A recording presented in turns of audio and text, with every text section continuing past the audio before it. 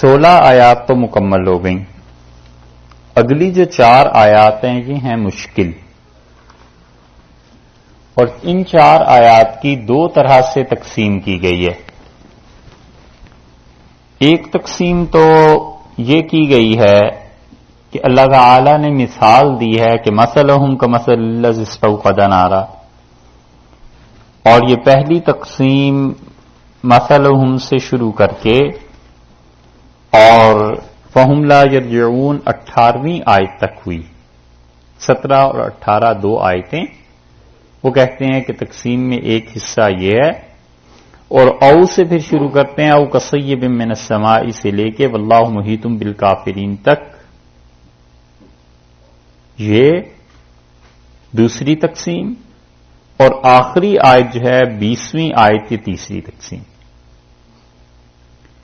کہتے ہیں ایک رائے مفسرین کی یہ ہے کہ جو منافقین کفر سے زیادہ قریب تھے بلکہ کافر تھے، ان کی مثال اللہ نے بیان فرمائی ہے مثلہم سے شروع کر کے واللہ محیط بالکافرین 19ویں آیت تک. یہ 2 آیات یا 3 آیات 17 18 19 یہ تینوں آیات ان کے بارے میں نازل ہوئیں.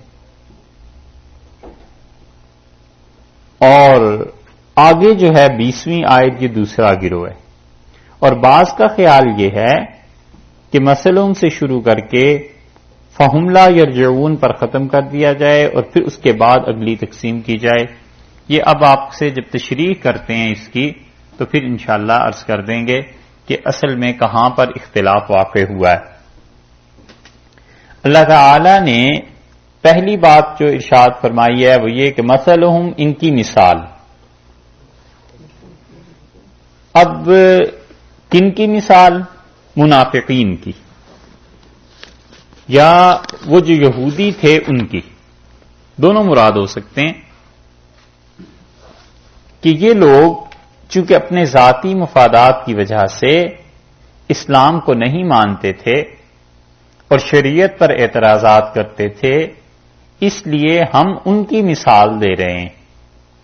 اور مثالیں قرآن، حدیث، پرانا کلام، تورات، انجیل بھری پڑی ہیں اس سے کہ اللہ تعالی مثال دیتے ہیں کسی چیز کو واضح کرنے کے لیے، کسی چیز کو سمجھانے کی خاطر. تو فرمایا کہ ان کی مثال کمثل الذی، اس کی مثال کی طرح ہے. یہ الذی کا جو لفظ یہ جو ضمیر ہے یہاں پر ہیں یہ آیات مشکل، اس لیے آپ سے سمجھنے کی کوشش کیجیے گا. ایک رائے مفسرین کی یہ ہے جن میں کشاف اور یہ قرطبی اور یہ سب حضرات شامل ہیں، وہ کہتے ہیں کہ الذی جو ہے ضمیر بظاہر سنگل کے لیے ہے، واحد کے لیے ہے، لیکن اس کے معنی جمع کے ہیں. کہ ان کی مثال ایسے ہے الذین، ایسے لوگ جو کیا ہوا نستوقد نارا، جو آگ جنہوں نے روشن کی. فلما اضاءت ما حولہم، اور جب وہ کیا ہو گئی روشنی پھیل گئی ان لوگوں کے گرد، وہاں کچھ لوگ جو بیٹھے ہوئے تھے، ذہب اللہ بنورہم، اللہ ان کا نور لے گیا، اللہ نے چھین لی ان کی آنکھوں کی بصارت. تو وہ کہتے ہیں یہ جو ہم کی ضمیر ہے نا آگے، اور اس کے بعد ترکہم اور یبصرون، یہ ساری جمع آ رہی ہے، تو اس لیے یہاں پہ الذی جو پہلے آ رہا ہے یہ بھی جمع ہی کے معنی میں ہے. تو اگر اسے لیں جمع کے معنی میں تو یہ تو بات بہت آسان ہو گئی کہ اللہ تعالی نے فرمایا ہے کہ ان کی مثال ایسے ہے، یہ جو منافقین جن کے حالات تم سن چکے ہو ان کی، کہ جیسے کچھ لوگوں نے مل کے آگ جلائی، اور آگ جو جلائی ہے تو وہاں پر کچھ لوگ اور بھی موجود تھے. یہاں پر ہے اندماج ہم نے شاید عرض کیا تھا آپ سے، چلیں اس کی بعد میں تشریح کرتے ہیں، پہلے تو اس کو حل کر لیں کہ وہاں پر کچھ لوگ موجود تھے جنہوں نے آگ جلائی. ایک مثال اللہ نے دی ہے، کوئی بھی لوگ تھے، اور جب گرد و پیش کا ماحول روشن ہو گیا تو اللہ ان کا نور کو لے گیا اور انہیں چھوڑ دیا اندھیروں میں، کچھ نظر نہیں آتا۔ تو نبی کریم صلی اللہ علیہ وسلم کے صحابہ کرام رضی اللہ عنہم اور مسلمان جو آئے، انہوں نے آگ جلائی اور وہ ہدایت کی آگ تھی، اور وہاں کچھ اور لوگ بھی موجود تھے، اور جب روشن ہوئی آگ، ایمان، اسلام، یہ چیزیں پھیلی، تو پھر وہ جو کچھ لوگ وہاں بیٹھے ہوئے تھے وہ تھے منافق، اور اللہ نے ان کی روشنی کو واپس لے لی۔ ایک تفسیر اور حل اس آیت کریمہ کا یہ کیا گیا، اور بہت آسان ہے، سمجھ میں آئے؟ دوسرے حضرات یہ کہتے ہیں کہ ان کی مثال ان منافقین کی یا ان کفار کی، مشرکین کی، ایسے ہے جیسے ایک شخص نے آگ جلائی۔ یہ شخص کون تھا؟ منافقین میں سے کوئی آدمی کہ اس نے ظاہری طور پر اسلام قبول کر لیا، اور جب گرد و پیش کے حالات سب اچھے ہوئے، سازگار ہوئے، روشنی ہو گئی، تو اللہ نے ان لوگوں کی روشنی کو سلب کر لیا، یعنی جو تھوڑی بہت ایمان کی توفیق تھی وہ بھی ختم ہو گئی۔ اور تیسری تشریح اس کی یہ کی گئی ہے کہ اللہ استوقد نارا سے مراد حضرت صلی اللہ علیہ وسلم ہیں، کہ رسول اللہ صلی اللہ علیہ وسلم نے روشنی دی لوگوں کو، ایمان کی روشنی، اسلام کی روشنی، ہدایت کی، وحی کی، اور جب وہ پھیلی ہے فلما اضاءت، جب وہ پھیلی ہے، جو کچھ وہاں لوگ بیٹھے ہوئے تھے، بجائے اس کے کہ انہیں کچھ فائدہ ہوتا اس سے، صرف روشنی ہی کافی نہیں تھی بلکہ آنکھیں بھی ہونی چاہیے نا، وگرنہ تو اندھے کے لیے بھی روشنی ہوتی ہے، لیکن آنکھیں نہ ہو اپنے پاس تو کیا فائدہ؟ تو پھر کیا ہوا؟ وہ جو آنکھوں کا نور تھا ان کا وہ واپس لے لیا گیا، ختم ہو گیا۔ یہ تینوں تفسیریں کی گئی ہیں اور آسان لفظوں میں آپ سے بیان کرتی۔ اگر یہاں پر یہ لے لیا جائے الذی، یہ جو ضمیر ہے کہ واحد ہے یا جمع ہے، تو قرآن پاک میں کئی جگہ یہ مقام آتے ہیں کہ قرآن واحد بولتا ہے اور مراد جمع ہوتی ہے، اور جمع بولتا ہے تو مراد واحد ہوتی ہے۔ میں صرف اس پہلی بات پہ بات کر رہا ہوں، اسے آپ سمجھیں گے تو ایک اور بات حل ہو جائے گی کہ الذی سے مراد ہم یہاں الذین لے لیں، یعنی وہ لوگ، ٹھیک ہے جی، جمع ہو گئی نا۔ تو جب جمع ہو گئی یہاں پر یہ، تو انہوں نے آگ جلائی، اور جب آگ نے ان کے گرد جو ماحول تھا اسے روشن کر دیا، ہو کی ضمیر کی بجائے بھی ہم ہو جائے گی، جمع ہو گئی نا۔ اور پھر اللہ تعالیٰ ان کی روشنی کو واپس لے گیا، ہم کی ضمیر بھی جمع کی آ گئی، ترکہم ہم میں ہم بھی جمع آ گیا، یبصرون بھی جمع آ گیا، ٹھیک ہے۔ ایک تو تفسیر اس کی یہ کی گئی ہے، اور قرآن پاک میں یہ کئی جگہ پر آیا ہے کہ اللہ تعالیٰ نے واحد بولا ہے اور جمع مراد لیا ہے، اور جمع بول کے واحد مراد لیا ہے۔ اس کی دو مثالیں آپ کے سامنے رکھیں، پھر بتاؤں گا اصل بات جہاں پہ پہنچنا ہے۔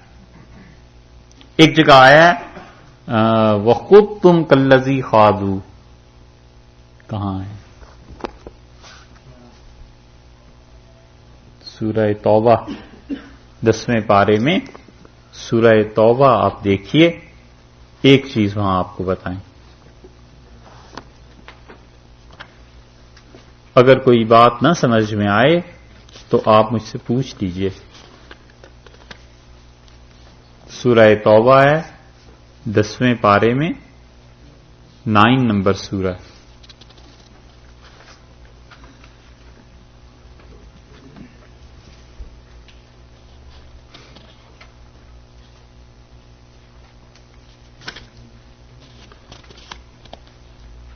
ملی آیت نمبر اس کی دیکھیے گا جی 69۔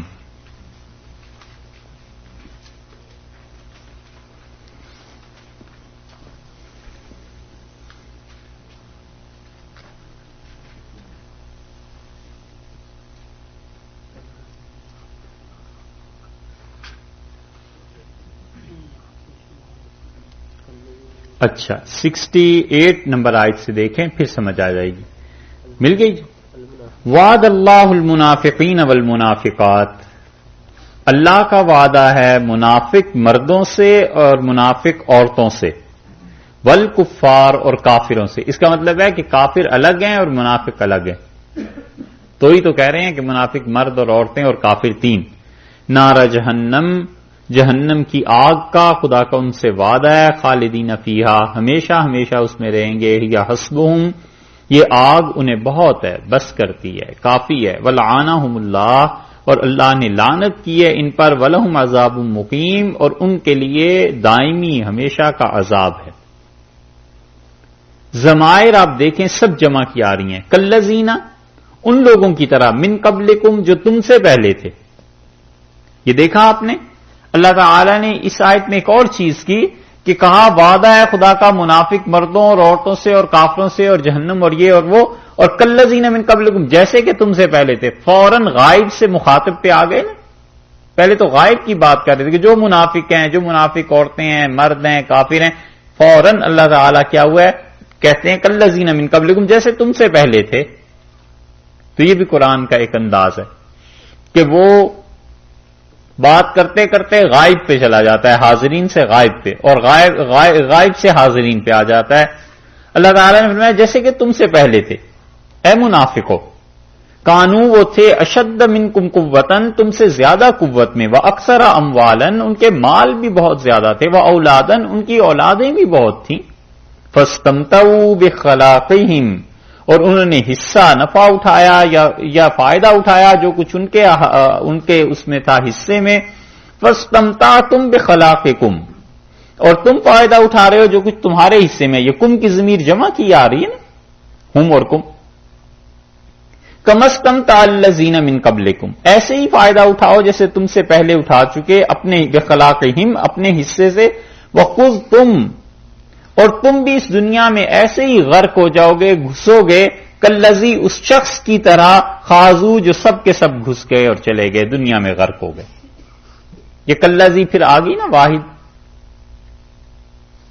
یہ سمجھ آ رہی بات؟ خود تم کی ضمیر جمع کی آ گئی کہ تم سارے کے سارے دنیا میں ایسے ہی مست ہو جاؤ، دنیا میں گھس جاؤ، دنیا کو اوڑھنا بچھونا اپنا بنا لو. کالذی، اس شخص کی طرح. کالذین ہونا چاہیے تھا، ان لوگوں کی طرح، لیکن یہاں ضمیر واحد کیا، کالذی، اس شخص کی طرح، خاضو، جو کہ گھس گئے، سارے غرق ہو گئے.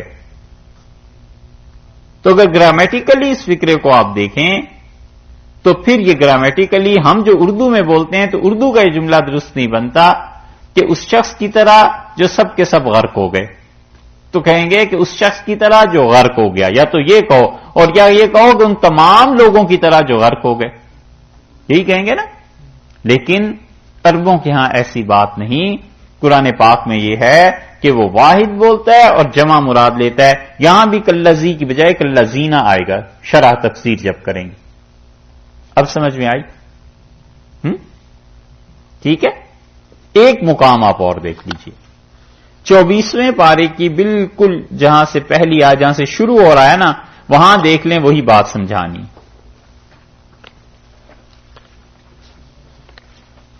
24واں پارہ 24 شروع ہو رہا ہے، وہاں آپ دیکھیں.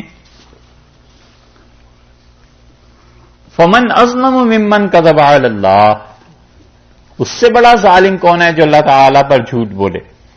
وَكَذَّبَ بِالصِّدْقِ إِذْ جَاءَهُ، اور سچائی کو جھٹلایا جب وہ اس کے پاس آئی. أَلَيْسَ فِي جَهَنَّمَ مَثْوًى لِلْكَافِرِينَ، کیا کافر جہنم جو کافروں کا ٹھکانہ ہے، جو وہ کافی نہیں. وَالَّذِي، اور وہ ہستی، جاء، جو آئی، بالصدق، سچائی کے ساتھ. کون ہوئے؟ رسول اللہ صلی اللہ علیہ وسلم ہوئے سچائی کے ساتھ. وَصَدَّقَ بِهِ، اور جس شخص نے ان کی تصدیق کی. تو یہ کون ہوئے؟ ابوبکر صدیق رضی اللہ عنہ. اولئک هم المتقون، یہ سارے کے سارے متقی لوگ ہیں. دیکھا، پہلے دو آدمیوں کا ذکر ہے، کہ وہ جس سچائی کے ساتھ آئے اور جس نے ان کی تصدیق کی. آگے یہ نہیں کہا وہ دونوں متقی ہیں، بلکہ فرمایا وہ سب متقی ہیں. تو اس لیے مفسرین کہتے ہیں کہ یہاں بھی جمع بول کے یا تو یہ کہیے کہ دو مراد ہیں، اور یا پھر یہ کہیے کہ جو ہستی سچائی کے ساتھ آئی اور جس نے ان کی تصدیق کی وہ سارے کے سارے متقی ہیں. دونوں میں سے کوئی بھی لے لیجئے، بات تو صحابہ رضی اللہ عنہ کی صداقت پہ چلی گئی. اس پہ اعتراض کرتے ہیں اہل تشریح، اور وہ کہتے ہیں کہ ضمیر تو واحد کی ہے، تم کیسے جمع مراد لے رہے ہو؟ یہ آپ کو بتانا تھا کہ قرآن پاک میں کئی جگہ پر ضمیر واحد کی ہوتی ہے لیکن مراد اس سے جمع میں لی جاتی. اب سمجھ آ گئی؟ ٹھیک ہے سر. آئیے اس اصل جگہ پہ فرماتے ہیں مثلهم کمثل الذی استوقد نارا، اور ان کی مثال ایسے جیسے کہ لوگوں نے آگ روشن کی. قرطبی نے اور کشاف نے ان سب چیزوں کو لکھا، اور کشاف جو زمخشری تھے مفسر تھے، کسی وقت ان پہ بات کریں گے، اور ایسا مفسر ہے معتزلی تھے کہتے ہیں، لیکن ہمیں خیال آتا ہے ان کی بعض چیزیں پڑھ کے کہ شاید عمر کے آخری حصے میں انہوں نے توبہ کر لی ہو، کیونکہ ساری کتابیں ان کا جوانی میں یہ حال تھا کہ بیت اللہ کا دروازہ جو ہے اس کے پٹ جو ہوتے ہیں پکڑ کے کھڑے ہو جاتے تھے اور کہتے تھے میں معتزلی ہوں، اور تم میں سے کسی کی اگر ہمت ہے تو وہ علم میں آ کر مجھ سے بحث کرے اور مجھ سے جیت کے دکھائے. زمخشری کشاف انہوں نے تفسیر لکھی ہے، اور اس شخص کی تفسیر سے آج تک لغت میں عربی فصاحت اور بلاغت میں کوئی بے نیاز نہیں ہو سکتا. حتیٰ کہ وہ لوگ جنہوں نے زمخشری پر شدید تنقید کی ہے، جب قرآن کی لغت پہ آتے ہیں نا بحث کرنے پہ، تو مجبور ہو جاتے ہیں کہ اسی کے پاس جائیں. علم اپنے آپ کو منوا لیتا ہے. اور عمر کے آخری حصے میں ساری اپنی کتابیں انہوں نے امام ابو حنیفہ رحمۃ اللہ علیہ کے مزار پہ جا کے وقف کر دی. امام ابو حنیفہ رحمۃ اللہ سے بڑی انہیں شدید محبت تھی، بس پھر زندگی وہیں انہوں نے گزاری. ان کی بعض چیزوں سے اس لیے اندازہ ہوتا ہے کہ شاید انہوں نے معتزلہ ہونے سے اعتزال سے توبہ کر لی ہوگی، لیکن بہرحال یہ ذاتی رائے ہے، ہم نے اسے اور جگہ سے نہیں سنا، اس لیے ممکن ہے نہ توبہ کی ہو، مگر ہمیں خیال آتا ہے ایسا. تو یہاں پر فرمایا انہوں نے بھی کہ الذی کی بجائے الذین، وہ لوگ جنہوں نے آگ کو روشن کیا، اور جب وہ روشن ہو گیا سارا ماحول جو ان کے گرد تھا تو اللہ تعالیٰ ان کا نور لے گیا اور انہیں چھوڑ دیا خدا نے ظلمات میں، وہ نہیں دیکھتے. یہ وہی چیز ہے جو آگے بھی آ جائے گی اور پیچھے بھی گزر گئی ہے کہ ختم اللہ علی قلوبہم، اللہ نے ان کے دلوں پر مہر لگا دی، اللہ نے ان کا نور چھین لیا. اس بحث کی تو ضرورت نہیں نا، سمجھ گئے نا کہ اللہ تعالی نے اس فعل کی نسبت اپنی طرف کی ہے کہ وہ ان چیزوں کا خالق ہے اور اختیار کرنے والے بندے ہیں، کسب کرنے والے کام کرنے والے بندے ہیں. اللہ نے مجبور نہیں کیا کسی کو. دوسری تفسیر اس کی دیکھیے کہ وہ کہتے ہیں کہ مثال نبی کریم صلی اللہ علیہ وسلم کی جنہوں نے آگ کو روشن کیا، ہدایت کی آگ. حدیث میں ایک جگہ آیا ہے رسول اللہ صلی اللہ علیہ وسلم نے فرمایا اللہ نے مجھے ہدایت اور علم کے ساتھ بھیجا ہے.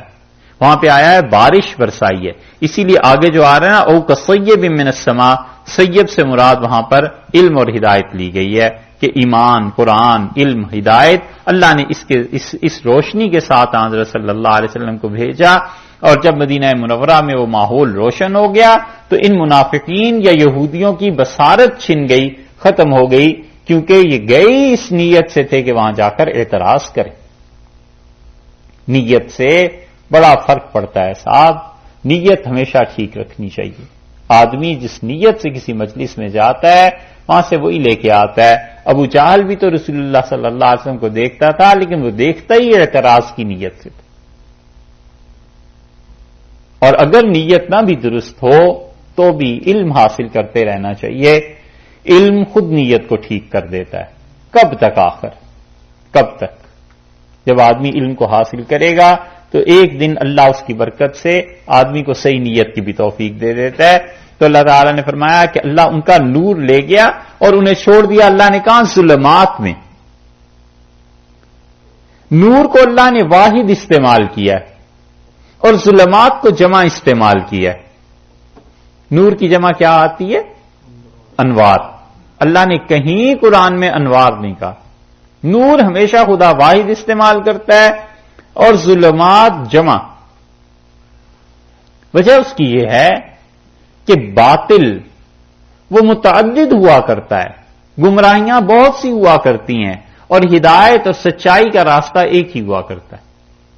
تو اس لیے اللہ تعالی نور ہمیشہ اسے واحد ہی استعمال کرتا ہے کہ وہ ایک ہی پگڈنڈی ہے، ایک ہی بڑی شاہراہ ہے، ایک ہی نور ہے جس کی طرف تمہیں سفر کرنا ہے یا جس پہ تمہیں سفر کرنا ہے. اور باقی گمراہیاں وہ تو بہت ہوتی ہیں. اس لیے بہت سے فرقے گمراہیوں میں، کوئی قرآن کو نہیں مانتا، کوئی حدیث کو نہیں مانتا، کوئی کسی چیز کو نہیں مانتا. تو گمراہیاں متعدد ہیں، اندھیرے، اور روشنی ایک ہی ہے، اور وہ ہدایت ہے اللہ کی جانب سے. اس لیے فرمایا کہ اللہ نے انہیں چھوڑ دیا اندھیروں میں، لا یبصرون، نہیں دیکھتے. یعنی اتنی زیادہ خدا نے ان کی نور بصیرت کو چھین لیا. ایک بات اور رہ گئی، وہ یہ کہ اس دن آپ کو یہ عرض کیا تھا کہ کبھی کبھی اللہ تعالیٰ درمیان میں کسی چیز کو چھوڑ دیتے ہیں تاکہ انسان غور اور فکر کر کے خود ہی سمجھ جائے کہ یہاں پر کیا ہے. یہاں بھی ایک چیز اللہ تعالیٰ نے ایسے ہی چھوڑ دی ہے. پھر اگلی آیت پہ چلتے ہیں. دیکھیے اللہ تعالیٰ نے فرمایا فلما اضاءت ما حولہ، جب روشن ہو گئی وہ گرد و پیش کا ماحول اس آدمی کے، تو اللہ ان کے نور کو لے گیا. آرام سے، اب تو جو ہونا تھا ہو گیا.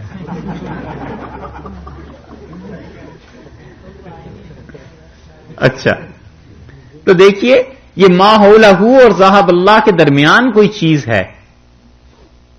فلما اضاءت ما حولہ، جب گرد و پیش اس کے روشن ہو گیا نا، تو اب کیا ہوا؟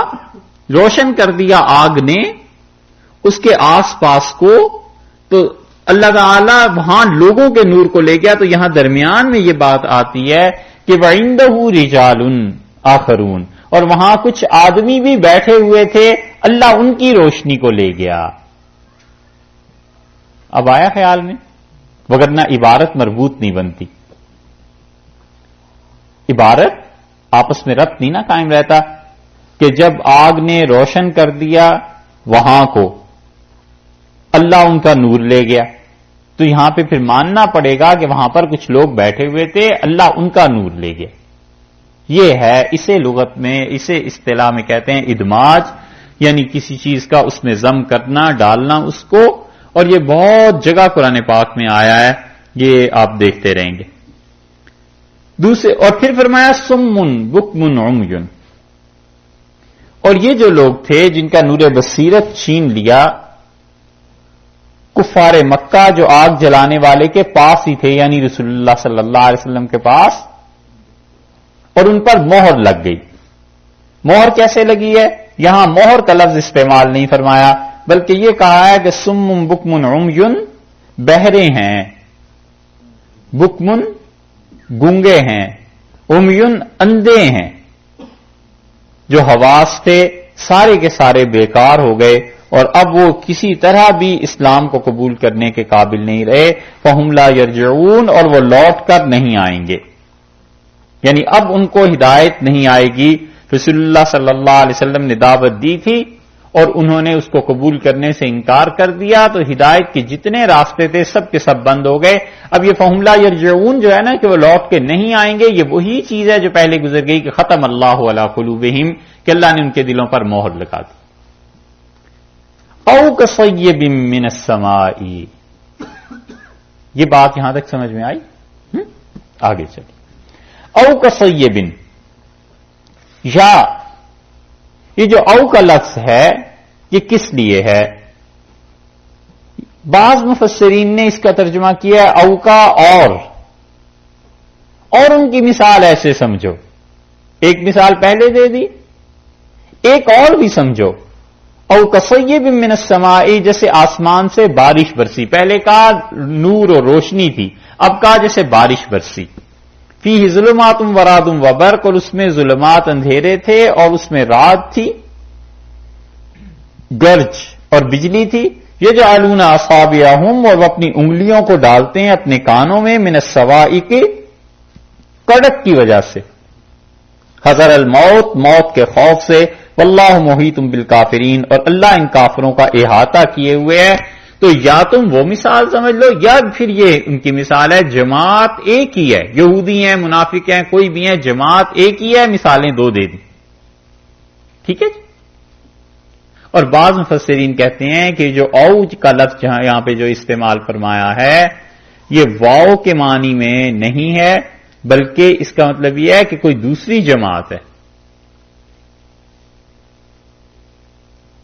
او کا مطلب واو سے نہیں ہے، او کا مطلب کوئی اور جماعت، یا پھر ایسے جیسے کہ آسمان سے بارش نازل ہوئی اور اس میں ظلمات تھی، اندھیرے اور رعد اور برق، یہ چیزیں، اور بلکہ یا او جو ہے امام رازی رحمت اللہ علیہ نے اپنی تفسیر میں سے نقل کیا، لیکن روح المعانی میں اس کا بھی رد ہے، اور روح المعانی نے ابو حیان اندلسی کے قول کو ترجیح دی ہے۔ تو وہ کہتے ہیں کہ اس سے مراد کچھ اور ہے، یعنی یہ نہیں ہے کہ وہی جماعت بلکہ کوئی دوسری جماعت مراد ہے، تو وہ بھی لے لیں، جو بھی، دونوں صحیح ہیں۔ او کصیب من السماء، یا آسمان سے صیبن بارش نازل ہوئی، ایمان کی بارش، قرآن کی، رسول اللہ صلی اللہ علیہ وسلم نے فرمایا اللہ نے مجھے ہدایت اور علم دو چیزوں کے ساتھ دنیا میں بھیجا، اور اس کی بارش جب پڑی ہے تو آپ نے فرمایا کچھ تو زمینیں ایسی تھیں جنہوں نے اس بارش کو قبول کر لیا اور انہوں نے اپنی فصلیں اگا دیں، اور آپ نے فرمایا کچھ ایسے تھے جو پتھر تھے اور ان کے اوپر سے پانی گزر گیا۔ تو اللہ نے فرمایا کہ جیسے آسمان سے بارش نازل ہوئی، فیہ ظلمات، اور اس میں ظلمات ورعد وبرق، تینوں آپ دیکھیے تنوین ہے، تینوں میں تنوین ہے نا، ظلمات رعد برق، نکرہ ہیں تینوں، اور عظمت کے معنی میں ہیں کہ ظلمات شدید اندھیرے، گھٹا ٹوپ اندھیرے، ورعد، اور اس میں گھن گرج، گھن گرج سمجھتے ہیں؟ گھن تو خالص ہندی کا لفظ ہے، جو بھی کہیے، گھن گرج، وہ برقن، اور کونتی ہوئی بجلیاں۔ یہ ترجمہ کسی نے نہیں کیا ابھی، یہ ترجمہ بتا رہے ہیں جو آپ کو، یہ کسی نے نہیں کیا اردو میں، اور معلوم نہیں کیسے نظر رہ گئی، لیکن بہرحال بشریت ہے نا، انسان ہی ہے، کئی چیزیں رہ جاتی ہیں۔ یہ تینوں الفاظ جو ہیں ان میں مبالغہ ہے، اس لیے ہم کہتے ہیں کہ شدید گھٹا ٹوپ اندھیرے اور گھن گرج اور کونتی بجلیاں، ایسا منظر اللہ نے پیش کیا ہے کہ یہ چیز تھی اور بارش ایسے نازل ہوئی۔ اس پہ مفسرین نے اور بھی لکھا ہے، اور وہ کہتے ہیں کہ اس سے مراد کیا ہے، کہ اندھیرا کس چیز کو کہا، تو وہ کہتے ہیں یہاں پر اللہ تعالیٰ نے جو اندھیرے کہا ہے یہ ان آیات کو، ان چیزوں کو کہا ہے جن کو سن کے ڈرتے تھے منافقین کہ جہاد کرنا پڑا، اللہ کی راہ میں مال خرچ کرنا پڑا تو کیا ہوگا۔ یہ شدائد اور تکالیف ہیں، یہ یہاں یہ مراد ہے۔ اور وہ کیا کرتے ہیں، یجعلون اصابعہم، اپنی انگلیوں کو ڈالتے ہیں، فی آذانہم، اپنے کانوں میں اپنی انگلیوں کو دے لیتے ہیں، اور انگلیوں میں اللہ تعالیٰ نے مبالغے سے ارشاد فرمایا، یہ نہیں کہا کہ پور اپنی انگلیوں کے ڈال لیتے ہیں، بلکہ فرمایا انگلیاں گھسا لیتے ہیں، یعنی پوری شدت اور قوت کے ساتھ کہ کوئی چیز سننی نہ پڑ جائے۔ جیسے شتر مرغ کے متعلق کہتے ہیں کہ جب طوفان آتا ہے تو اپنا سر کہتے ہیں ریت میں دے لیتا ہے، اور بلی کو دیکھ کے کبوتر آنکھیں بند کر لیتا ہے۔ تو انہوں نے کہا جب ہم سنیں گے ہی نہیں تو عمل بھی نہیں کرنا پڑے گا، جب عمل نہیں کریں گے تو بس خدا کے یہاں بھی چھوٹ ہو جائے گی۔ یہ وہ کرتے ہیں۔ اللہ تعالیٰ نے کہا ہے کہ من الصواعق حذر الموت، موت کے خوف سے، ڈر سے جو بجلیاں کونتی ہیں اس میں یہ ایسی حرکتیں کرنا شروع کر دیتے ہیں، ان کے دلوں پر جو مہر لگی ہوئی ہے، واللہ محیط بالکافرین، اور اللہ تعالیٰ ان کافروں کا احاطہ کیے ہوئے ہے۔ احاطہ کیے ہوئے محیط. محیط کے دو ترجمے کیے گئے.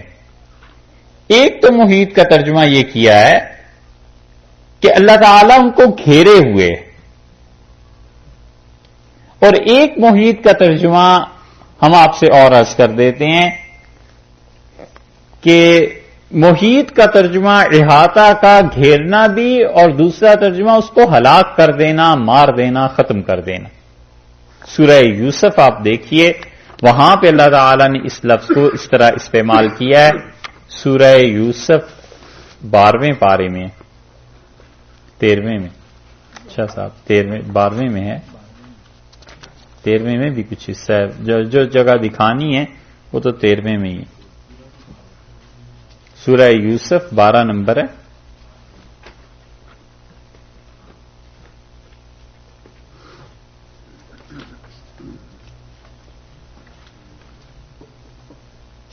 اور آیت نمبر ہے 66. 65 نمبر دیکھ لیجئے، وہاں پر سے بات زیادہ واضح سمجھ میں آ جائے گی. 65 نمبر آیت دیکھ لیجئے، 13واں پارہ سورہ یوسف 65 نمبر آیت. وَلَمَّا فَتَحُوا مَتَاعَهُمْ، یوسف علیہ السلام کے بھائی جب واپس آئے اپنے باپ یعقوب علیہ السلام کے پاس تو انہوں نے اپنا سامان کھولا. وَجَدُوا بِضَاعَتَهُمْ رُدَّتْ إِلَيْهِمْ، تو انہوں نے دیکھا کہ جو غلہ ملا ہے وہ تو ملا ہی ملا ہے، جو پیسے لے کے گئے تھے وہاں دے دیے تھے، وہ پیسے بھی غلے میں رکھ کے انہوں نے واپس بھیج دیے. بڑے خوش ہوئے. قالوا یا ابانا، کہنے لگے ہمارے ابا، ما نبغی، کیا چاہیے اور اس سے زیادہ، هذه بضاعتنا ردت الینا، اور یہ ہماری پونجی، ہمارا سرمایہ ہے جو ہمیں واپس لوٹا دیا گیا. ونمیر اہلنا ونحفظ اخانا اور ونزداد کیل بعیر، اور آپ ایسے کیجئے، اجازت دے دیجئے، ہم بھائی کو بھی ساتھ لے جائیں گے، بنیامین کو، اور ہم ایک اونٹ کا غلہ اور لے آئیں گے. اب تو ہم 10 گئے تھے تو 10 بورے لے آئے، جب 11 جائیں گے تو ہر آدمی کو ایک ملتا ہے، ایک وہ بھی ہو جائے گا تو 11 ہو جائیں گے. ذالک کیل یسیر، اور یہ غلہ حاصل کرنا بہت آسان ہے، پیسے بھی نہیں لیتے، وہ بھی واپس دے دیتے ہیں. قال لن ارسلہ، انہوں نے کہا ہرگز میں بنیامین کو تمہارے ساتھ نہیں بھیجوں گا. معکم حتی، تو نے موثقا من اللہ، یہاں تک کہ تم اللہ کی قسمیں اٹھاؤ 10 بھائی، لتاتننی بہی، کہ تم میرے اس بیٹے کو واپس لے آؤ گے، الا سوائے اس کے کہ ان یحاط بکم، کہ تم لوگ ختم ہو جاؤ، مر جاؤ، سارے کے سارے ہلاک ہو جاؤ، کھپ جاؤ. یہ لغوی ترجمہ کر رہا ہوں. الا ان یحاط بکم، سوائے اس کے کہ تمہیں احاطہ کر لے، گھیر لے موت. تو اس لیے فلما آتوہ موثقہم، جب انہوں نے قسمیں کھا لیں، قال اللہ علی ما نقول وکیل، تو اس نے یعقوب علیہ الصلوۃ والسلام نے کہا کہ اللہ اس چیز پر گواہ ہے، اللہ اس چیز پر حاضر ہے جو کچھ تم میرے ساتھ کہہ رہے ہو تمہارے قول پر. یہاں پر یحاط کا جو لفظ ہے نا، یہ ہلاکت کے معنی میں آیا ہے، اس لیے یہاں پر ترجمہ یہ بھی کیا جا سکتا ہے کہ واللہ محیط بالکافرین، اور اللہ تعالیٰ ان کافروں کو ہلاک کر دینے والا ہے. اور عام طور پر ترجمہ یہ کیا گیا ہے کہ اللہ ان کافروں کو گھیرے ہوئے، علم سے بھی کہ اللہ کے علم سے تو کوئی چیز باہر ہے نہیں، اور ذات کے اعتبار سے بھی کہ اللہ کی ذات ہر چیز اس کے ساتھ ہے. یکاد البرق، قریب ہے کہ وہ بجلی، یختف، یہ سمجھ آ گئی آج، ٹھیک ہے. یکاد البرق، نہیں سمجھ میں آئی، اچھا جی کر لیتے ہیں. ارشاد فرمایا اللہ تعالی نے کہ او کصیب من السماء، جیسے کہ آسمان سے بارش نازل ہوئی. اس قصے کو تشبیہ دی جا رہی ہے اور بتایا جا رہا ہے کہ اس قصے میں کیا کیا چیزیں ہیں. اور ارشاد فرمایا کہ جیسے دیکھو بارش نازل ہوئی آسمان سے، ایمان کی، ہدایت کی، اسلام کی، قرآن کی، یہ کوئی بھی چیز. فیہ ظلمات و رعد و برق، اس میں ظلمات ایک چیزیں شدید اندھیرے، اور رعد دوسری چیز گھن گرج، اور برق کونتی ہوئی بجلیاں. ظلمات اور رعد سے مراد تو وہ شدائد ہیں، وہ تکالیف ہیں جو اللہ نے بتایا ہے کہ تم اگر اسلام قبول کرو گے تو تمہیں جہاد بھی کرنا ہے، مال بھی خرچ کرنا ہے، یہ چیزیں. اور برقن سے مراد بجلی ہے، جو وہ چیزیں جو تم روشنی کی دیکھتے ہو کہ اللہ کا یہ وعدہ کہ فتح ہو جائے گی دنیا، اور اللہ کا یہ وعدہ کہ اسلام میں تمہیں نصرت ملے گی اور خدا تمہاری مدد کرے گا، اور جنت اور یہ دنیا کی چیزیں جو ہیں یہ تمہارے قبضے میں آ جائیں گی، غنیمت کے اموال ہیں، یہ ساری کی ساری چیزیں وہ روشنی ہیں جس کو دیکھ کر کوئی آدمی اپنا راستہ طے کرتا ہے. وہی بات صاف. یجعلون اصابعهم فی آذانہم من الصواعق، وہ اپنی انگلیاں ڈالتے ہیں کانوں میں، من الصواعق، صاعقہ کہتے ہیں بجلی کی کوند ہوتی ہے نا، بجلی جب کڑکتی ہے تو کیسی شدید آواز آتی ہے. حذر الموت، موت کے خوف کی وجہ سے کہ کہیں یہ بجلی ہم پہ نہ گر پڑے، تو اپنے کانوں میں انگلیاں دے لیتے ہیں کہ خدا کی بات یہ ہم نہ سنیں. جب اللہ کہتا ہے جہاد کرو، اللہ کہتا ہے پیسے خرچ کرو، اللہ کہتا ہے میری راہ میں نکلو، محنت کرو اور مصائب کو برداشت کرو، روزے رکھو، یہ چیزیں کرنی ہے تم نے، تو وہ اپنے کانوں میں انگلیاں دے لیتے ہیں کہ کسی طرح ہمیں یہ سننا نہ پڑے. اللہ نے فرمایا اللہ ایسے سارے کافروں کو ہلاک کرنے والا ہے. کافر اس لیے کہا کہ اس سے پچھلی آیت کے آخر پہ کہہ چکے ہیں کہ فَهُمْ لَا يَرْجِعُونَ، یہ لوگ لوٹ کے واپس نہیں آئیں گے دین میں. اور یہ وہی چیز ہے جس سے بھی پہلے کہہ چکے ہیں کہ ختم اللہ علی قلوبہم، اللہ نے ان کے دلوں پر مہر لگا دی. سمجھ میں آئی؟ چلیں آگے.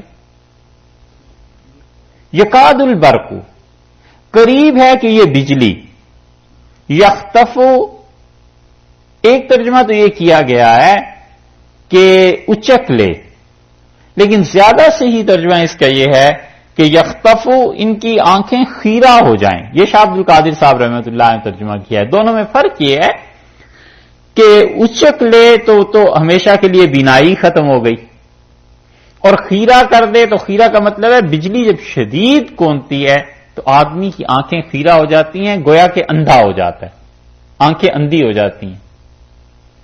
قریب ہے کہ یہ بجلی ان کی آنکھوں کو اندھا کر دے، یعنی اصل میں تو بینائی زائل نہ ہو، لیکن وہ بجلی اتنی شدید ہے کہ آنکھوں سے ان کا نظر آنا بند ہو جاتا ہے. تو جتنی بھی شاہ صاحب رحمۃ اللہ علیہ کا ترجمہ بہت اچھا ہے یہاں جو انہوں نے یخطف کا ترجمہ کیا نا کہ بجلی ان کی آنکھوں کو خیرہ کر دے. فائدہ دیکھیے اس کا کیا ہے.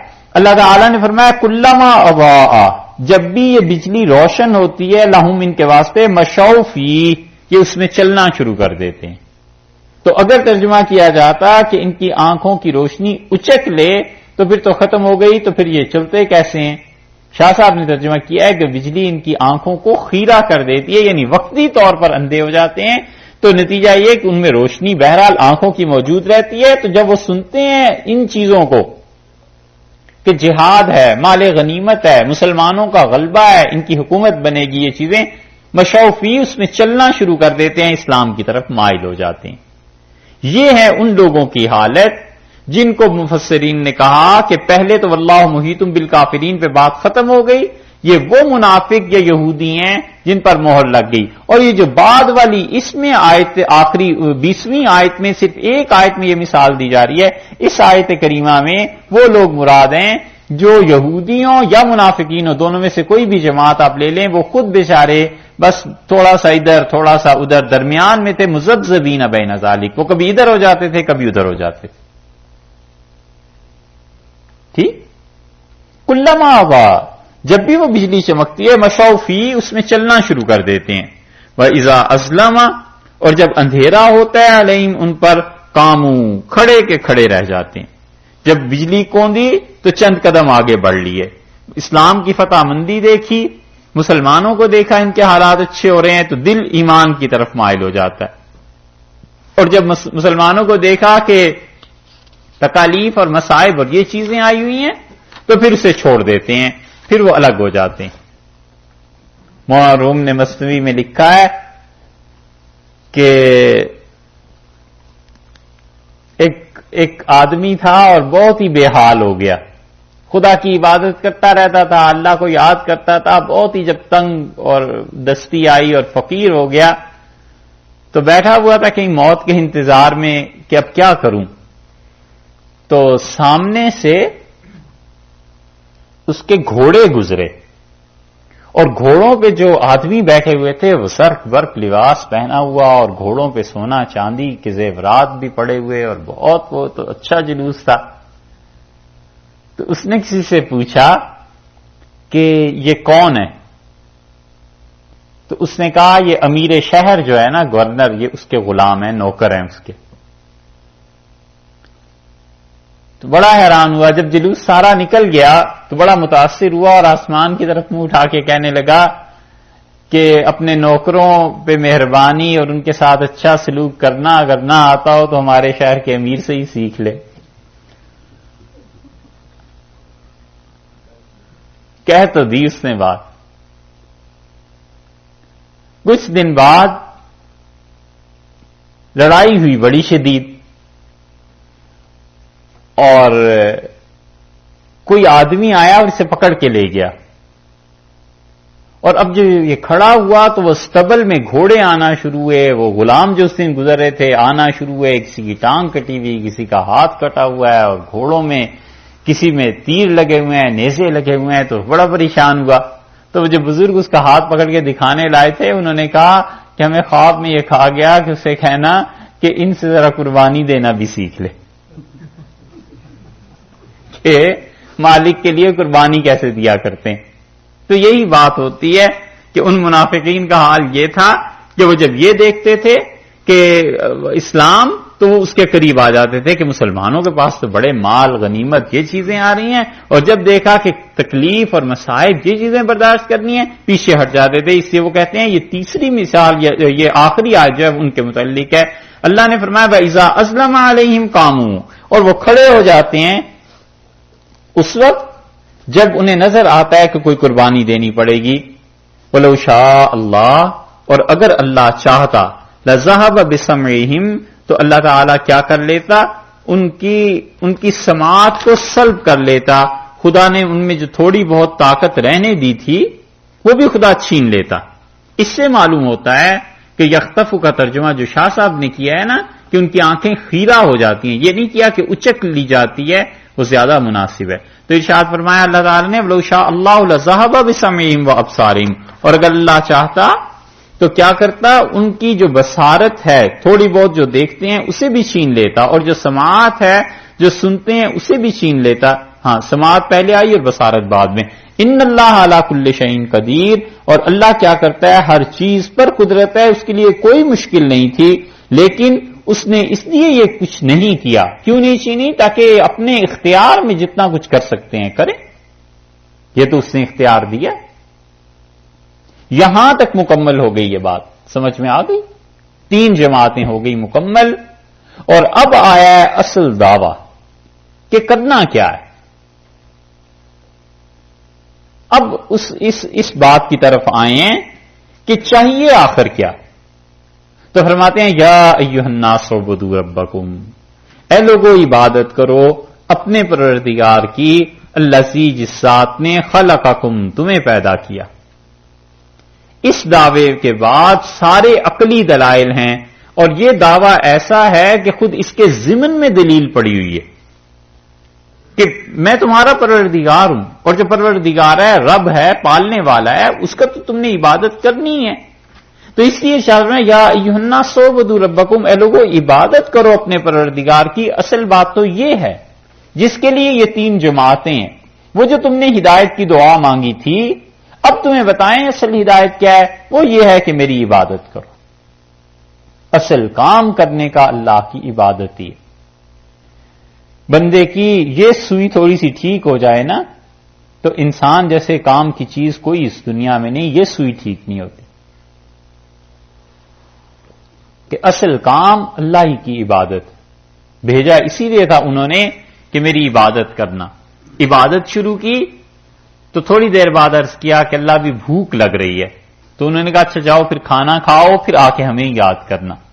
چلے گئے، جا کے آئے، اور پھر تھوڑی دیر بعد کہا اللہ ابھی نیند آ رہی، تو فرمایا سو جاؤ پھر آ کے ہمیں یاد کرنا. اچھا ابھی سردی لگ رہی تو کپڑے لے لو اور پھر ہمیں یاد کرنا. تو اللہ نے اصل میں عبادت کے لیے بھیجا اور فرمایا یہ کام تو عارضی ہے، یہ کرتے رہو لیکن دیکھو ہمیں یاد کرنا. ہم نے آ کے الٹا کر لیا.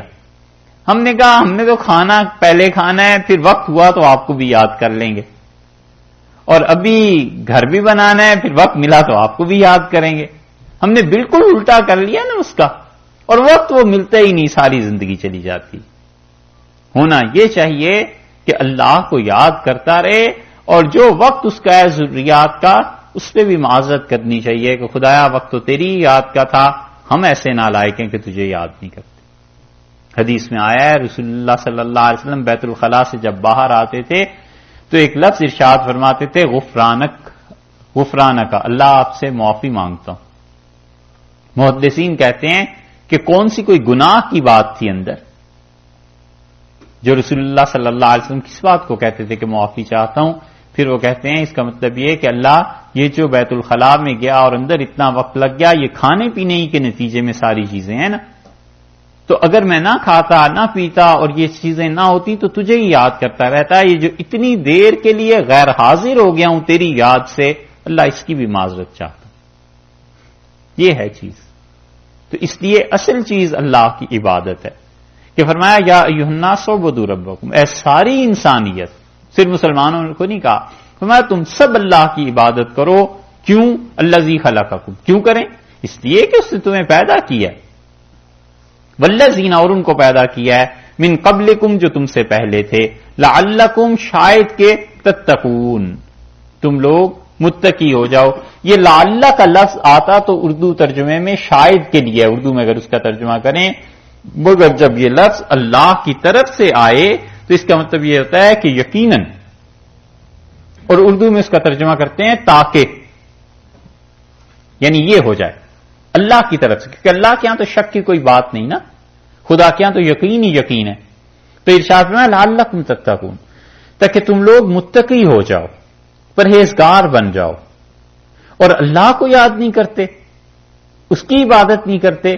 دیکھو الذی، جس ذات نے جعل لکم، تمہارے لیے کیا ہے، الارض، زمین کو، فراشن، فرش بنایا، زمین کو نہ تو اتنا سخت کر دیا ہے کہ اس پہ آدمی لیٹ ہی نہ سکے، نہ ہی ساری زمین کو دلدل بنا دیا ہے کہ لیٹے اور دھس جائے۔ فرمایا جعل لکم الارض فراشن، زمین کو تمہارے لیے بچھونا بنا دیا، بستر بنا دیا، اس سے ترجمہ کیا ہے، والسماء، اور آسمان کو، بناءً، چھت بنا دیا۔ بنا کے دو ترجمے کیے گئے کہ آسمان کو تمہارے لیے چھت بنا دیا، یا فرمایا ہے کہ آسمان کو تمہارے لیے عمارت بنا دیا۔ بنا عربی میں عمارت کے لیے بھی استعمال ہوتا ہے، تو آسمان ایک عمارت ہے بڑی زبردست بے، پتہ نہیں اللہ تعالیٰ کسی کی روح کو وہاں لے جائیں تو ساری بات کھلے گی موت کے بعد ہی شاید، لیکن زبردست عمارت ہے، کھڑکیاں ہیں، دروازے ہیں، تہ بتہ 7 آسمان ہیں، ہر طرح کی مخلوق ہے، اور ٹائم نہیں ہے۔ اصل تو جو بات ہے ٹائم نہیں، جس ٹائم کے ہم مقید ہیں نا، کہ ٹائم کی وجہ سے یہ اثرات پڑتے ہیں نا، کہ ابھی جوان ہے پھر بوڑھا ہو گیا، ٹائم کا سارا چکر چلتا ہے، وہاں ٹائم نہیں، ٹائم کانسٹنٹ ہے۔ جیسے کیمسٹری میں ہمیشہ ٹائم کانسٹنٹ رہتا ہے نا، جتنے بھی آپ لوگوں نے تو پڑھی ہی ہوگی، تو وہ ٹائم وہاں کانسٹنٹ ہے، جو چیز جس حال میں گئی واپس اسی حال میں آ جاتی۔ عیسیٰ علیہ السلام گئے تھے، اٹھا لیا تھا، ٹائم کانسٹنٹ ہے، وہ یہاں آئیں گے تو پھر ان کی زندگی شروع ہو جائے گی۔ دروازے ہیں، قرآن کہتا ہے فما بکت علیہم السماء، اور جب فرعون غرق ہوا تو آسمان اس پہ نہیں رویا، اس کا مطلب ہے مومن پہ آسمان روتا ہے۔ حدیث میں آتا ہے جس دروازے سے مومن کا رزق آتا ہے اور جس سے اس کے اعمال اوپر جاتے ہیں، وہ اس کی موت پہ رو پڑتا ہے اور کہتا ہے اللہ اب میں بند کر دیا جاؤں گا اور پھر میں نہیں کھلوں گا۔ ہوتا بھی یہی ہے۔ تو کروڑوں آدمی ہیں، کروڑوں دروازے ہوں گے، کیا کیا چیزیں ہوں گی۔ معراج کی حدیث میں رسول اللہ صلی اللہ علیہ وسلم نے ایسی چیزیں بیان کی۔ تو یہ مراد کہ والسماء بناءً، آسمان کو یا تو چھت بنایا یا عمارت بنائی ہے، جو ہمیں تو یہاں سے نظر نہیں آتی۔ وانزل من السماء ماءً، اور اللہ نے آسمان سے کیا کیا، پانی کو نازل کیا، فاخرج به، اور اس کے ذریعے نکالا، من الثمرات، پھلوں میں سے، رزق لکم، تمہارے کھانے کے واسطے اللہ نے رزق نکالا ہے، اللہ تعالی نے چیزیں پیدا کی ہیں تاکہ تم لوگ کھاؤ، رزق کھاؤ اور اللہ کا شکر ادا کرو، یہ سب چیزیں. فلا تجعلوا للہ اندادا، یہ سارے عقلی دلائل ہوئے. سو ہرگز نہ ٹھہرانا انداد اللہ کا ند. ند کی جمع ہے انداد. وانتم تعلمون، اور یہ تم بھی جانتے ہو، یعنی تم بھی جانتے ہو کہ آسمان کو بنانا، زمین کو پیدا کرنا، یہ ساری چیزیں اللہ کے علاوہ کسی نے نہیں کی. تو جب اللہ کے علاوہ کسی نے نہیں کی ہیں تو پھر تم کس طرح کسی کی عبادت کر سکتے ہو؟ ند کو دونوں طرح عربوں نے استعمال کیا ہے، اور بہت اچھی چیز ابن قیم رحمت اللہ علیہ نے اس جگہ پہ لکھی ہے. یہ ابن قیم بڑے کام کا بندہ تھا، ان کی چیزیں پڑھیے. اور ان کی زاد المعاد جو ہے نا، یہ جو کتاب ہے، کاش ایسی کوئی کتاب اردو میں ہوتی. نبی کریم صلی اللہ علیہ وسلم کے حالات اور اتباع سنت پہ سیرت کا سارا کتب خانہ ایک طرف اور ایک یہ زاد المعاد ان کی کتاب ایک طرف. اتنی زبردست چیز ہے زاد المعاد. اس کا اردو میں بھی ترجمہ ہوا ہے، ترجمہ اگرچہ غلط کیا ہے لوگوں نے، لیکن بڑے کام کی چیز. کوئی آدمی ہمت کرے اور اتنی احادیث جمع کر دے اردو کی کتابوں سے، اور اس میں جو احناف کا یا جو فقہا کا موقف ہے اپنا وہ لکھ دے. کیونکہ ابن قیم رحمۃ اللہ علیہ احادیث لاتے ہیں، پھر حنبلی مسلک بھی زیادہ لاتے ہیں کیونکہ وہ حنبلی تھے، اگرچہ باقی فقہا کا بھی ذکر کرتے ہیں، مگر اس جیسی دوسری کتاب اب تک آئی نہیں. کمال کی چیز. یہ جو کتابیں ہم آپ سے ذکر کرتے رہتے ہیں، ان کو آپ اگر لکھیں گے، کبھی پڑھیں گے تو آپ کو اندازہ ہوگا کہ یہ ہر فن کی ایسی کتاب ہے جو بس آدمی کچھ نہ پڑھے اس کتاب کو پڑھے. شاہ عبد العزیز صاحب رحمۃ اللہ علیہ کی ایک کتاب ہے تحفہ اثنا عشریہ. شیعت کے رد میں ایسی کتاب ہے کہ اب تک شیعہ نے اس کا جواب نہیں لکھا. اس کے جواب میں 22 جلدیں اہل تشیع نے لکھی ہیں، لیکن جو بات شاہ صاحب کی ہے وہ شاہ صاحب کی. تحفہ اثنا عشریہ ایسی چیز ہے جو سبکن کسی استاد سے پڑھنی چاہیے. کچھ مت پڑھیے شیعت پہ، بس وہ ایک کتاب پڑھ لیں. تو ایسے نہیں ہے کہ شاہ صاحب خام خواہ کوئی گالم گلوچ اور یہ چیزیں، وہ بھی غلط بات ہے. بڑی تہذیب، بڑی شائستگی سے لکھی ہے. اور اودھ والوں نے پورا زور لگا لیا کہ شاہ صاحب رحمۃ اللہ علیہ کی کتاب کا کسی طرح وہ کریں، نہیں کر سکے. اودھ کے جتنے نواب تھے انہوں نے اپنے یہاں اہل تشریع کو جمع کیا، مجتہدین کو، اور کہا اس کتاب کا رد لکھنا چاہیے. تو ایک مجتہد صاحب تھے، لمبا قصہ ہے، مختصر خلاصہ یہ کہ انہوں نے کہا اتنے مہینے کے لیے آپ ہمارے گھر کے اخراجات کا بندوبست کر دیں تو نواب صاحب ہم لکھ دیں گے. ہو گیا. 6 مہینے سال بعد جب وہ کتاب لائے، پڑھنا شروع کی تو اور بھی مجتہدین تھے. تو انہوں نے نواب صاحب نے تھوڑا سا سن کے کہا کہ بھئی آپ لوگ اس کے بارے میں رائے دیں کہ کیا ہے. تو ایک مجتہد بولے اور انہوں نے کہا حضور آپ اگر صاف بات سننا چاہتے ہیں تو میرا حال یہ تھا کہ مجھے ایک لڑکی سے محبت ہو گئی دلی میں. وہ طوائف تھی، میں اسے خط لکھتا تھا، وہ مجھے جواب دیتی تھی. اور ایک مرتبہ میں نے 1 سال میں ایک خط اسے لکھا. ویسے تو لکھتا رہا لیکن بہت زبردست فارسی اس میں لکھی. اور میں نے سوچا کہ اس فارسی کا جواب وہ مجھے کیا دے گی. اتنی خوبصورت عبارت میں نے سال بھر میں مرتب کر کے بھیجی، اور اگلے ہفتے جو اس کا جواب آیا تو میں حیران رہ گیا. اور اتنی حیرت تھی کہ میں لکھنؤ سے دلی چلا گیا. اور میں نے اس سے جا کے پوچھا کہ تم نے اتنا زبردست خط مجھے لکھا ہے اور ایسے فکرے ہیں کہ یہ تم بنا نہیں سکتی، ہوا کیا؟ تو اس نے کہا تم سچ کہتے ہو. بات یہ ہے کہ تمہارا خط مجھے ملا تھا تو میں سمجھ گئی کہ میں تو ساری زندگی بھی ایسے نہیں لکھ سکتی. تو ہم یہاں حضرت کے درس میں جاتی ہیں، شاہ عبد العزیز صاحب رحمۃ اللہ علیہ کے. تو حضرت سے کوئی مسئلہ پوچھنا ہو، بات پوچھنی ہو تو پوچھ لیتی ہیں. میں گئی، جب سارا درس ختم ہو گیا سب کچھ، تو میں نے حضرت کو ایک تمہارا خط دیا اور میں نے کہا حضرت یہ میرا ایک یار ہے، اس نے خط لکھا ہے اور اس کا جواب آپ لکھوا دیں. تو حضرت نے مجھے جواب لکھوا دیا تھا، یہ تمہیں بھیجا. تو کہنے لگا کہ نواب صاحب وہ فارسی جو شاہ صاحب نے لکھی ہے نا، شاہ عبد العزیز صاحب رحمۃ اللہ نے، اس فارسی کا ہی جواب نہیں ہے. اور آپ اس پہ غور کیجئے کہ انہوں نے جو نام رکھا ہے کتاب کا تحفہ اثنا عشریہ، وہ ہمارے لیے تحفہ بھیج رہے ہیں، اور انہوں نے کتاب کا نام رکھا ہے کہ ذوالفقار، دو دھاری تلوار۔ تو جہاں نام رکھنے کا بھی ڈھنگ نہ آئے، اس کتاب کا کیا رد لکھنا؟ 22 جلدیں اس کتاب کے رد میں لکھی گئی ہیں، ہمارے علم میں ہیں، لیکن سچی بات یہ ہے کہ شاہ صاحب کی کتاب کا اب تک جواب نہیں ہوا۔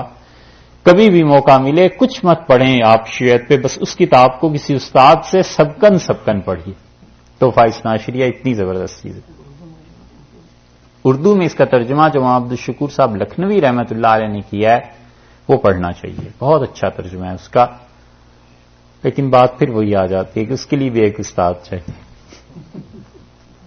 تو زاد المعاد ابن قیم نے جو لکھی ہے، اچھا ابن قیم نے اس میں بڑا اچھا لکھا ہے، فَلَا تَجْعَلُوا لِلَّهِ اندادن، یہ جو ند ہے نا یہ دونوں طرح استعمال ہوتا ہے کہ اللہ تعالی کے لیے کوئی بھی شریک مت بناؤ، اللہ کے ساتھ کسی کو مثل نہ بناؤ، اللہ جیسا کسی کو نہ بناؤ، ایک کہ اللہ تعالی کا کوئی شریک نہ بناؤ، اور ایک یہ ہے کہ ند بمانا ضد کے کہ اللہ تعالی کے ساتھ کسی کو اس کا مخالف نہ بناؤ۔ دونوں رد ہو گئے، ایک تو آسانی سے سمجھ میں آنے والا کہ اللہ کے ساتھ کسی کو شریک نہ ٹھہراؤ، ٹھیک ہے جی،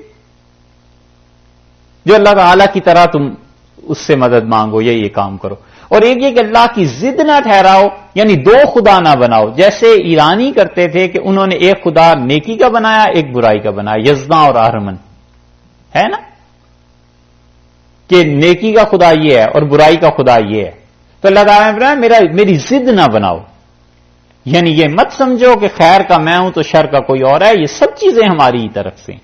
فَلَا تَجْعَلُوا لِلَّهِ اندادن، یہ دیکھا ہے یہ ند کا لفظ جو یہاں لائے ہیں نا اللہ، یہ دلیل ہے کہ قرآن اللہ ہی کی کتاب ہے، اتنے زبردست الفاظ خدا تعالی چن چن کے لاتا ہے کہ لوگ 1500 برس ہو گیا اس کتاب کو پڑھتے پڑھاتے، اور نسلوں پہ نسلیں بدلتی چلی جا رہی ہیں اور نئی نئی چیزیں سامنے آتی، وَأَنْتُمْ تَعْلَمُونَ، جبکہ تم اس بات کا علم رکھتے ہو۔